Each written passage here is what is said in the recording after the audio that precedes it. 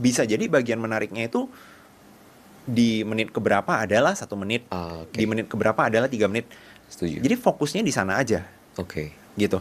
Dan Bro, kan lu dikenal sebagai FYP specialist, ya.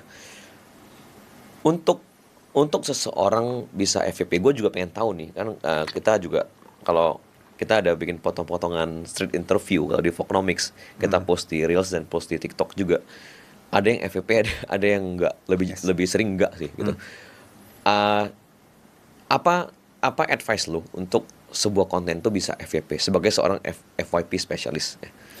Menurut gua faktor paling pentingnya itu di hook. Di hook. Ya, itu 3 detik pertama dari video itu udah bagian paling penting. Kalau tadi yang bronya bahas itu kan lebih ke arah klip ya. Ya. Kalau klip itu juga sama. Contoh klip. Topik apa yang di klip? Gue sendiri kan juga podcast kan. Dan gue juga punya komunitas klipper kan. Jadi kita lihat kalau misalnya nggak semua klip itu bisa naik. Nggak semua klip itu bisa dapat view. Let's say podcast ini 1 jam. Nggak semua keseluruhan 1 jamnya itu menarik.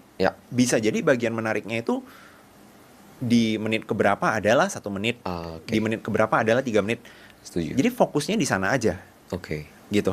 Dan editannya seperti apa, bagaimana memastikan di detik-detik awal udah langsung bisa nangkep attention dari penonton.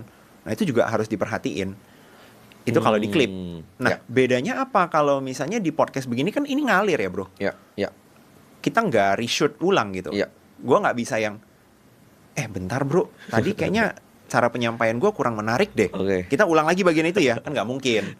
Jadi akhirnya apa? Akhirnya Clipper hanya bisa bekerja motong-motong apa yang sudah ada. Dia nggak bisa banyak explore lagi di sana. Yang bisa dieksplor cuman bahan yang sudah ada.